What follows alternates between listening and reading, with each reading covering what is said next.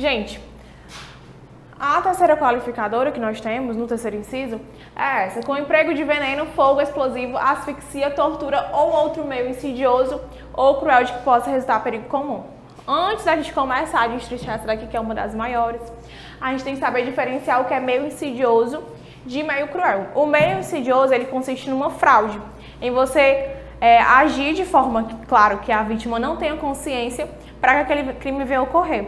Um exemplo disso é, por exemplo, você alterar ou retirar completamente os freios de um carro para que aquela pessoa venha a sofrer um acidente. Isso acontece muito em novela. Então, esse caso desse homicídio, ele seria um homicídio qualificado pelo meio insidioso, quando você usa de uma fraude para alterar algum automóvel ou então alguma outra coisa que possa gerar um homicídio. Já o meio cruel, gente,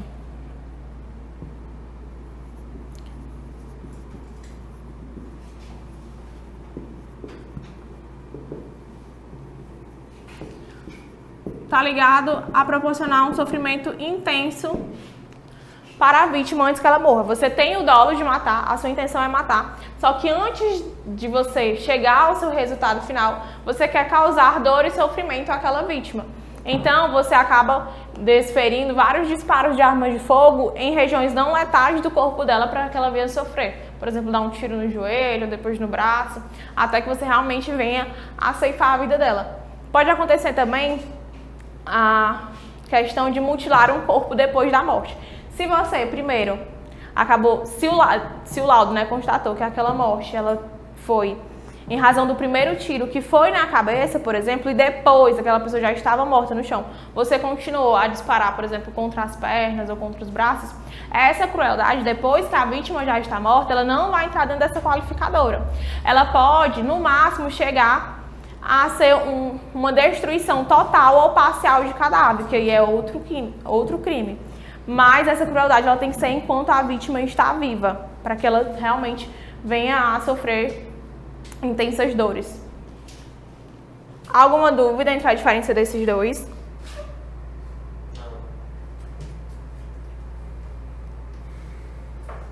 Pois vamos lá, gente. Olha, vocês estão vendo que aqui é bem grande, né? A gente tem que entender que daqui pra cá é gênero. Então, o que é que acontece? A gente tem o meio insidioso, cruel ou que possa resultar em perigo comum. E esses outros aqui, o veneno, fogo, explosivo, asfixia, a tortura, vai estar encaixado em um desses. Então, esses aqui são gênero. E esse, restante pra cá, é espécie. Eu posso apagar essa parte de baixo, né? Pronto, agora vamos começar a explicar cada um desses aqui. Vocês lembram que eu falei pra vocês que o meio insidioso está relacionado a fraudar, a fraude. Então, o veneno, ele tanto vai poder ser insidioso ou cruel, vai depender do caso concreto. O veneno, gente, ele acontece quando você tem consciência de que aquela substância, entrando em contato com o organismo humano, vai vir a causar a morte, o óbito da pessoa que você deseja ceifar a vida. Então, se você pega o veneno, a substância, e insere dentro de uma bebida e oferece à vítima sem que ela saiba que dentro daquela bebida tem veneno, a gente vai estar no meio insidioso.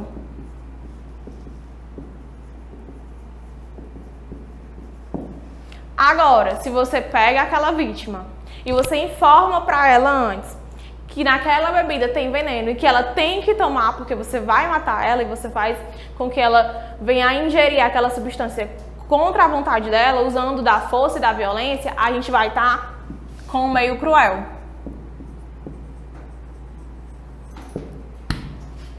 Alguma dúvida sobre o veneno? Não.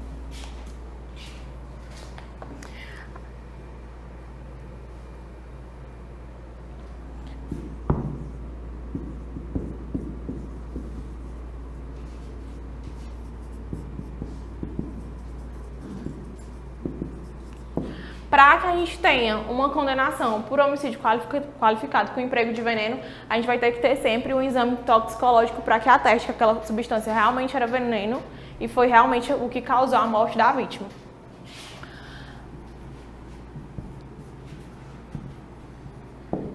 A próxima é o fogo, gente. O fogo, como vocês sabem, é o resultado de uma combustão de algumas substâncias. E o fogo, ele também tanto pode ser por meio cruel ou insidioso. No meio... Perdão, gente. Ou que cause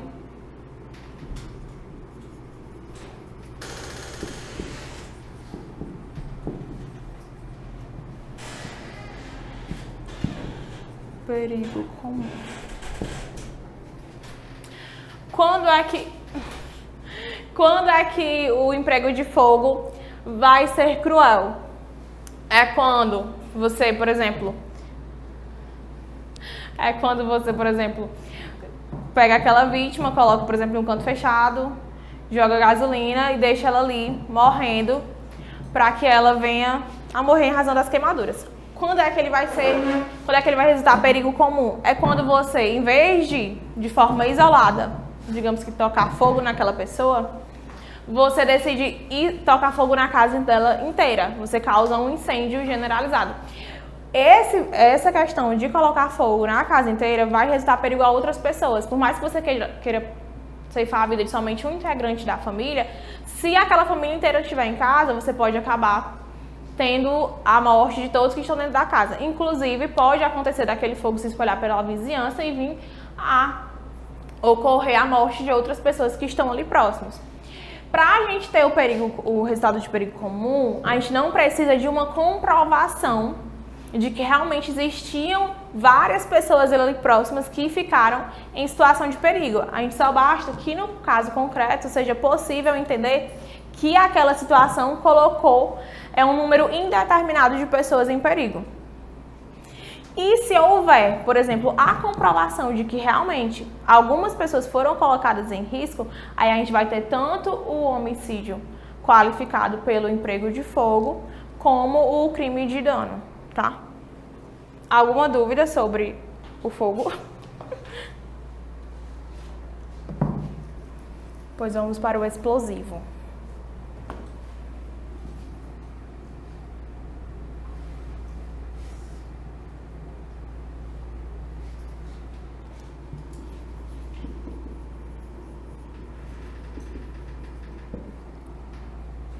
Gente, o que é explosivo? É um produto que tem a capacidade de destruir objetos. E o explosivo, ele segue a mesma linha do fogo. Ele tanto vai poder ser cruel, como resultar perigo comum. Quando é que ele vai ser cruel? Um exemplo para vocês entenderem. Quando você tiver uma vítima que foi, por exemplo, amarrada junto a uma árvore e uma bomba. E aquela bomba, em determinados minutos, ela vai vir a explodir e aquela pessoa vai morrer, vai acabar falecendo. Isso aí é um meio cruel. Então aquela pessoa, ela realmente sofreu antes de morrer, porque ela teve um sofrimento moral. Ficou o tempo todo pensando naquilo, né? Vou morrer. E o que pode resultar perigo comum é quando você explode, por exemplo, uma casa, tentando matar a pessoa que mora nela. Quando você explode uma casa, é muito provável que as outras casas que estejam do lado também sejam atingidas. Então você tem um número indeterminado de pessoas que podem sofrer esse dano. E como eu disse para vocês, não precisa ser comprovado quantas pessoas correram risco. Basta que dentro do caso concreto seja possível entender que outras pessoas ainda não conhecidas, que estavam próximos, que estivessem próximos, acabaram correndo perigo também. Se a gente tiver como provar que há 5, 10 pessoas que correram risco, a gente vai ter, além do homicídio qualificado, também o crime de dano. Alguma dúvida, gente, sobre o explosivo? Não? Pronto, depois eu vou apagar aqui e vamos para a asfixia.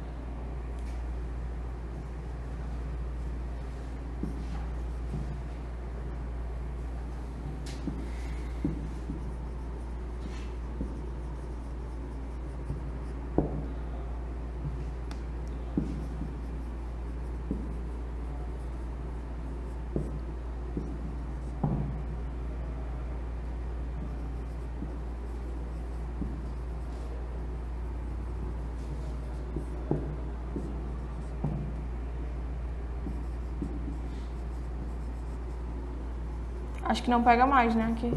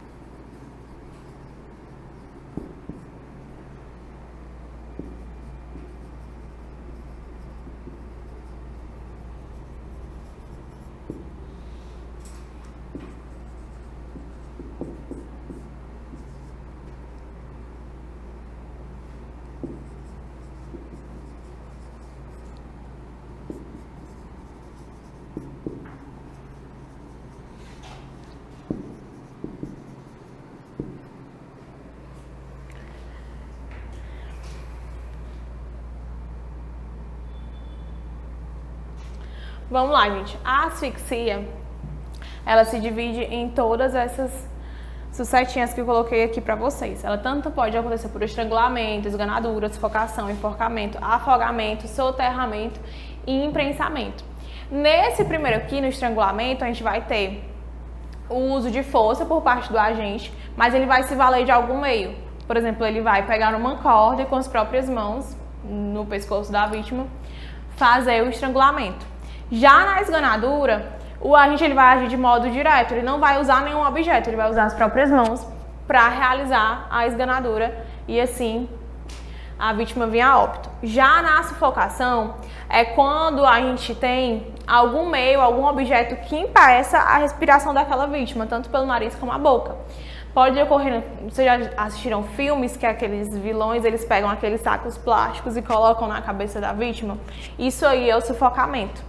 Também pode acontecer com um travesseiro, que acontece muito. Já no enforcamento, é aquele que todo mundo conhece. Aqui no enforcamento, o agente ele vai usar o peso da própria vítima. Então ele vai usar, por exemplo, de uma corda ou de um arame, tanto faz. E com o peso da vítima e aquele objeto, a gente vai ter o enforcamento. Já no afogamento, não é necessário realmente aquela pessoa seja afogada dentro de uma piscina, dentro de algum reservatório de água. Basta que ela tenha uma ingestão de líquidos muito alta que causem um afogamento dela. Por exemplo, ela pode ser afogada até mesmo dentro de um balde com pouca água. Já no soterramento, gente, como o próprio nome já diz, é quando essa pessoa fica soterrada, né? E no imprensamento, nós vamos ter um imprensamento quando o agente ele utilizar de algum peso muito forte em cima do diafragma da vítima, que impossibilite ela de realizar os movimentos respiratórios. E aí, em decorrência do tempo e do peso do objeto que ele vai utilizar, aquela vítima ela não vai mais conseguir realizar os movimentos respiratórios e vai acabar morrendo por asfixia. E dentro da asfixia, nós temos a asfixia tóxica, que pode ser de uso de gás ou inalação, todo mundo conhece, né? Como pode ser por confinamento. O que é o confinamento? É você colocar a vítima em um local muito pequeno, que não haja aquela circulação de oxigênio, aquela troca de oxigênio, e por falta desse mesmo elemento, ela vem a falecer. Uma observação é quanto aquela pessoa que é colocada viva dentro de um caixão e é enterrada ainda viva. Nesses casos aqui, vocês têm que ter cuidado que a gente não vai ter o soterramento. Quando a gente ele se utiliza do caixão, ele está se utilizando de um confinamento, ele está colocando a vítima dentro de um local pequeno, de um espaço pequeno, que não tem a circulação de ar. Então, nessa questão aqui, nesse caso, em que a vítima é colocada dentro de um caixão e enterrada viva, a gente vai ter asfixia tóxica pelo confinamento e não soterramento. Alguma dúvida? Não?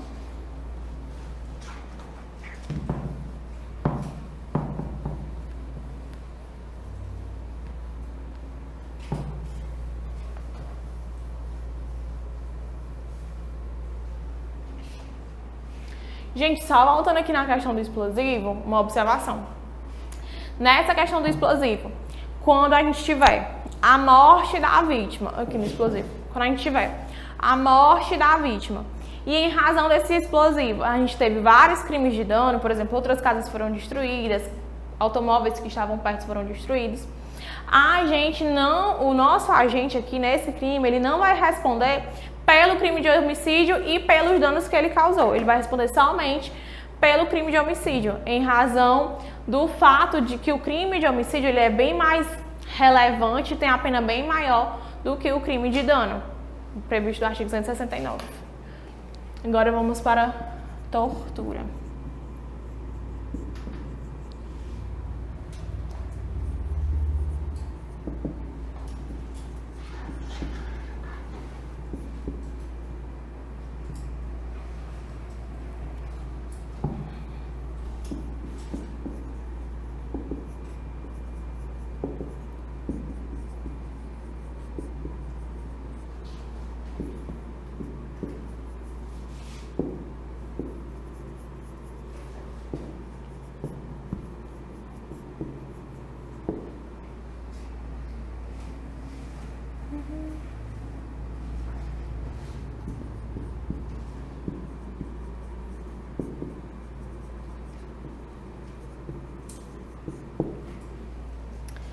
Como eu já tinha falado para vocês sobre os meios cruéis, a tortura ela é um meio cruel, tá? Ela vai se encaixar lá dentro do meio cruel. É quando você causa um sofrimento desnecessário à vítima. Só que é que a gente tem que ter cuidado com a tortura. É porque a tortura ela tanto pode estar dentro do homicídio qualificado pela tortura, como ela pode ser uma tortura com resultado morte.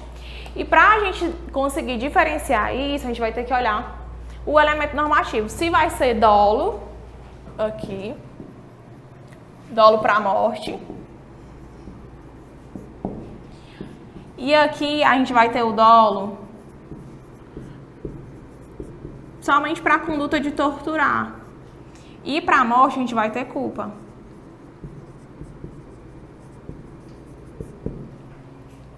No caso do homicídio qualificado pela tortura, ele vai seguir o rito do júri, do tribunal do júri, até porque é um crime doloso contra a vida.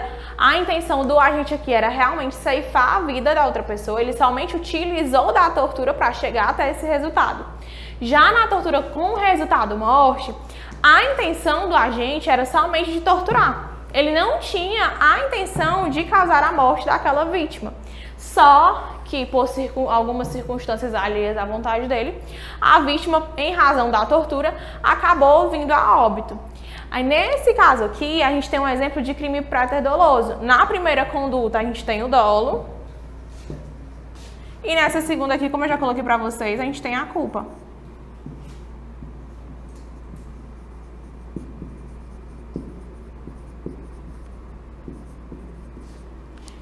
Em razão disso, de ser um crime préter-doloso, em que, no que diz respeito o resultado morte, o agente ele só agiu com culpa, essa tortura aqui com o resultado morte, ela não vai ser julgada pelo tribunal do júri, ela vai ser julgada realmente pelo juiz singular, que é aquele juiz que a gente conhece aprovado em um concurso, e não pelo tribunal do júri, que são com os 7 jurados. Alguma dúvida, gente, sobre a tortura? Não? Pode apagar, né?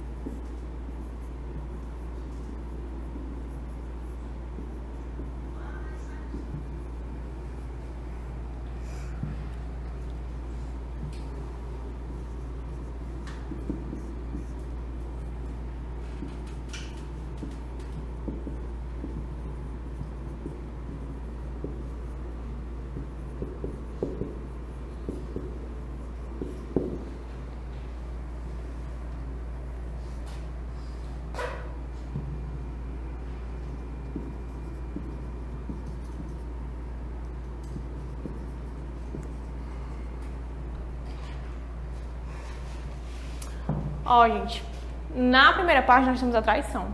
A traição, ela tanto pode ser física como moral. O que é a traição física? É simplesmente o fato de você atirar pelas costas. Então, você não deu chance para que aquela pessoa tivesse ciência do que estava acontecendo e pudesse, de alguma forma, se defender. Isso é a traição física. Já na traição moral, é justamente quando existe uma confiança pré-existente, tanto com a vítima, né, o ofendido, em relação ao autor. Nessa traição moral, a vítima, ela confia no agente, ela não imagina que aquela pessoa vai vir a cometer o crime de homicídio contra ela. Pode até acontecer na relação de amizade, podem ser 2 amigos ou então somente 2 conhecidos, mas vai ter sempre uma relação de confiança pré-existente aqui na traição moral. E na física, como eu já falei pra vocês, por exemplo, o fato de alguém atirar pelas costas. Já na emboscada é a famosa tocaia, né, que a gente chama de tocaia. É quando o nosso agente aqui que comete o crime de homicídio, ele fica escondido, esperando que a vítima passe ali pelo aquele local para que ele possa vir a ceifar a vida dela.